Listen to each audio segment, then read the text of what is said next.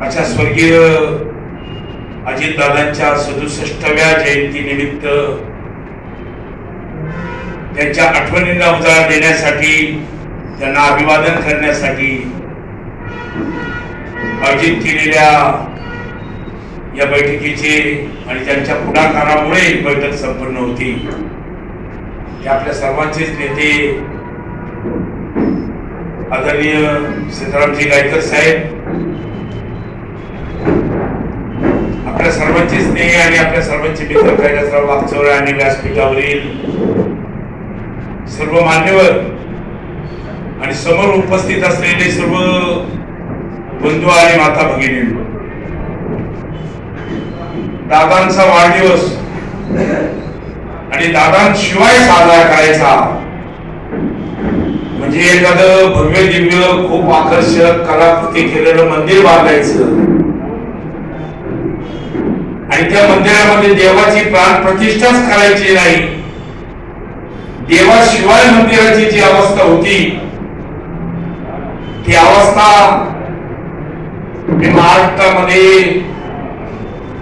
विशेषतः राष्ट्रवादी काँग्रेस पार्टीच्या कार्यकर्त्यांमध्ये राज्यभर पाहतो. दादांचं जाणं हे राष्ट्रवादी काँग्रेस पार्टीला, पवार परिवाराला तर निश्चितच धक्कादायक आहे, वेदनादायी आहे, न विसरता येण्यासारखं आहे. परंतु महाराष्ट्रातला सामान्य माणूस जर कुणाच्या जाण्यानंतर हळहळला असेल तर आदरणीय दादांच्या जाण्यानंतर महाराष्ट्रातला सामान्य माणूस होता. ज्या लोकांचा राजकारणाशी संबंध आहे, जे लोक एखाद्या राजकीय पक्षाचे कार्यकर्ते आहेत, राष्ट्रवादीचे कार्यकर्ते आहेत, दादांना भेटले, दादांकडनं काही काम करून घेतलं, ती लोक दुःखी होणं, हळहळणं, रडणं स्वाभाविक आहे, नॅचरल आहे, अपेक्षित आहे. पण ज्या लोकांनी दादांना पाहिलंच नाही, दादांना कधी भेटले नाही, दादांशी संबंध आला नाही, दादांच्या राजकीय पक्षात नाही, ती सामान्य माणसं सुद्धा स्वर्गीय यशवंतराव चव्हाणांनंतर या महाराष्ट्रामध्ये जर कुणासाठी रडले असतील तर ते फक्त स्वर्गीय दादांसाठी रडले. हे महाराष्ट्रातल्या सगळ्या जनतेचं चित्र तुम्ही आधी सगळ्यांनी पाहिलेलं आहे.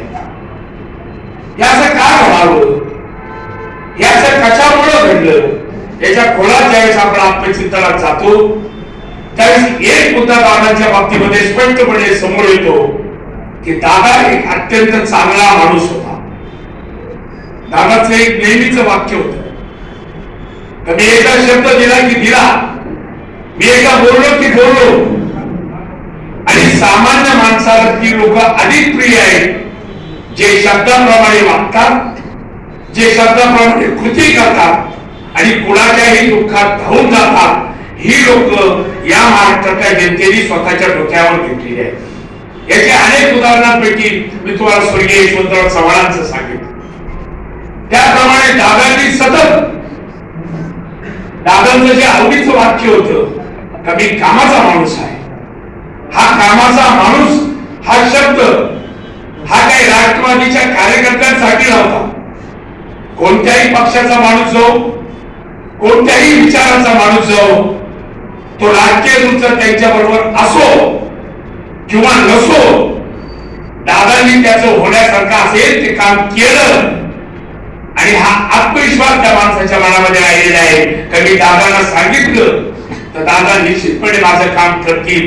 आणि हे चित्र महाराष्ट्रात दादांनी आपल्या खूप कष्टाने निर्माण केलं. महाराष्ट्रामधला हा दुसरा नेता आदरणीय शरद पवार साहेबांना मी हे पाहिलेलं आहे. पण ज्यांचा दिवस पहाटे 5 वाजता सुरू व्हायचा आणि रात्री 12ला संपायचा, आदरणीय गायकर साहेब असतील, या तालुक्याचे आमदार साहेब असतील, डॉक्टर किरण लामके यांच्या उपस्थितीमध्ये दादांनी पहाटे 5ची वेळ, 6ची वेळ देवगिरीवर आम्हाला अनेक वेळा दिली.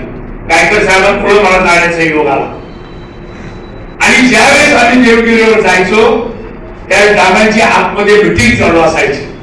मग प्रश्न हा निर्माण व्हायचा की दादा उठले किती वाजता असतील, त्यांनी आवडलं किती वाजता असेल, नाश्ता कधी झाला असेल, आणि पहाटेची 5ची मिटिंग दादांनी कशी दूर केली असेल. आणि दादा रात्री 12-1 वाजेपर्यंत दादा सगळे कार्यक्रम ओळखल्याशिवाय झोपत होते.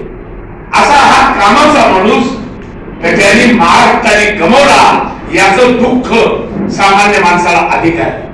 राजकारणामध्ये पदावर लोक येतात, दादांपेक्षाही उच्च पदस्थ लोक या देशात आहेत, होती नाही.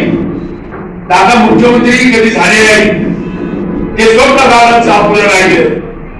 पण या देशातल्या मुख्यमंत्र्याला जितक्या लोकांचे बॉन्ड फॅलोअर नव्हते त्यापेक्षा जास्त दादांचे फॅन फॉलोअर्स होते. येत्या राज्याचे मुख्यमंत्री देवेंद्र फडणवीस एका जाहीर कार्यक्रमात बोलले की दादा आणि त्या राजकारणात आहोत, लोक आमचे फोटो टाकतात, पण खऱ्या अर्थाने महाराष्ट्राचे रील स्टार लोकांचे मनात ते जर तुम्ही स्टार पुढे असतील तर अजित दादा तुम्ही आहे, तुमचे इतके फॅन फॉलोअर महाराष्ट्रात आहे. हे स्वतः महाराष्ट्राचे मुख्यमंत्री देवेंद्र फडणवीस यांनी जाहीर सभेत कबूल केलं. असा हा कामाचा माणूस ज्याच्या मस्त कार्यकर्ते म्हणून आपण काही प्रेरणा घेतल्या पाहिजे. केवळ दादांचं दुःख आणि दादांना श्रद्धांजली अर्पण करून हा विषय संपत नाही. हा विषय तेव्हा संपू शकतो का दादांनी जे आपल्या समोर चांगलं ठेवलं त्याचा अनुकरण करणं आणि त्या विषयावर काम करणं हे खऱ्या अर्थाने दादांची श्रद्धांजली. पण दादाजी म्हणायचे ते कामाचा माणूस आहे. मग आपण सुद्धा सामान्य कार्यकर्ता हा कामाचा होऊ शकतो. त्यासाठी तुम्ही राज्याचे मुख्यमंत्रीच असले पाहिजे, मंत्रीच असले पाहिजे, पदाधिकारीच असले पाहिजे असं नाही. पण तुमच्या गावातले छोटे प्रश्न असतील, सोसायटीत काम करणारा कार्यकर्ता असेल, ग्रामपंचायत मध्ये असेल किंवा नसेलही, पण गावातल्या सामान्य माणसाचे प्रश्न सोडवण्यासाठी प्रामाणिकपणे प्रयत्न करणं, त्याला दिलेला शब्द पाळणं ही खऱ्या अर्थाने या महापुरुषाला श्रद्धांजली आहे. आणि म्हणून अक्षय दादा यांच्यापासून तर मी खूप शिकलो. खरं तर ज्यावेळेस मला राष्ट्रवादी काँग्रेस पार्टीच्या किसान सभेच्या अध्यक्ष पदासाठीचा विषय आला, मी प्रयत्न करत होतो, पण दादा शब्दाचे किती पक्के आहेत पहा. त्यावेळेस मी कैलासरावांना सांगितलं, कैलासराव दादा तुझं ऐकताय कारण तू बोलून पाय. पण त्यावेळेस नुकतेच गायकर साहेब हे उत्तराखंडचे BRS पद्धत कार्यकर्ते राष्ट्रवादीत आले आणि परभणीच्या एका कार्यकर्त्याला जाहीर सभेत दादाचा शब्द गेला तर तुला मी किसान सभेचा अध्यक्ष करू. आणि मग कैलासरावांनी जेव्हा त्याचा फोन लावला दादांनी स्पष्ट शब्दात सांगितलं, कैलासराव थोडं थांबा, लागलं मानकर म्हणायचे, ते मानकरांना राज्याचा उपाध्यक्ष करतो तर किसान सभेचं पद देता येणार नाही. एवढं स्पष्टपणे बोलण्याची ताकद ही त्याच त्याच्यात असती ज्याची भूमिका प्रामाणिकपणाची असते. आणि ज्यावेळेस पुन्हा या अध्यक्ष पदाचा विषय आला, मला दादांनी फोन करून बोलून घेतलं आणि म्हणे मानकर ही जबाबदारी तुम्ही स्वीकारा आणि काम करा. मी आज तुमच्या समोर बोलतोय की आपण दादांना श्रद्धांजली कृतीशील वाहणं हे आपलं कर्तव्य आहे. पण दादांच्या गेल्यानंतर गायकर साहेब या महाराष्ट्रातल्या 36 जिल्ह्यांपैकी मी 30 जिल्ह्यांमध्ये जाऊन आलो. मी प्रत्येक सभेत सांगत होतो का दादाचे म्हटले कामाचा माणूस व्हा, आपण सुद्धा कामाचा माणूस झालं पाहिजे ही भावना मनामध्ये घेऊन त्या जिल्ह्यांमध्ये गेलो. जिल्ह्यातले कार्यकर्ते खूप ज्याला खऱ्या अर्थाने फसते. राष्ट्रवादी काँग्रेस पार्टीचा मी जाहीरपणे सभेत बोललो आणि आजही परत बोलतो, या राष्ट्रवादी काँग्रेस पार्टीला 90% एकट्या दादांच्या खांद्यावर, 10% पुढारी हे फक्त त्या तंबूचे बांबू होते. पण खऱ्या अर्थाने या राष्ट्रवादीचा भाग जो कुणाच्या खांद्यावर होता तो एकट्या दादाच्या खांद्यावर 90% होता. आज दादा गेल्यामुळे राष्ट्रवादी पक्ष आणि महाराष्ट्र या सगळ्यांपुढेच खूप अडचणी, विशेषतः आपल्या तालुक्यावर दादांनी तर अत्यंत खूप चांगल्या प्रकारे प्रयत्न. पहिल्या टप्प्यामध्ये या तालुक्यामध्ये या तालुक्याचे कार्यसम्राट आमदार डॉक्टर नामटे यांच्या पुढाकाराने गायकर साहेबांच्या सहकार्याने 2700 कोटी आले हे 2700 कोटी हे अजित दादांचे या तालुक्यावरचे सगळ्यात मोठे उपकार आहे, ज्याचा उल्लेख परबतराव नायपडे यांनी केला. आपल्याचे एसटी स्टँड असेल, हॉटेल हॉस्पिटल असेल, कारखान्याचा रस्ता असेल, अनेक तालुक्यातले कामं असतील, या सगळ्या कामांसाठी दादांनी 1 रुपयाचा निधी सुद्धा कमी पडू दिला नाही. दादांच्या जाण्याचं दुःख आणि दादांच्या जाण्याचे परिणाम जितके बारामतीकरांना आहे तेवढेच वाईट परिणाम अकोलकरांना आहे. कारण भविष्य काळात आता खूप या तालुक्यावर प्रेम करणारा एक नेता आपण सगळ्यांनी गमावलेला आहे. आणि म्हणून दादांच्या साधारण थोड्या आठवणी केली आहेत.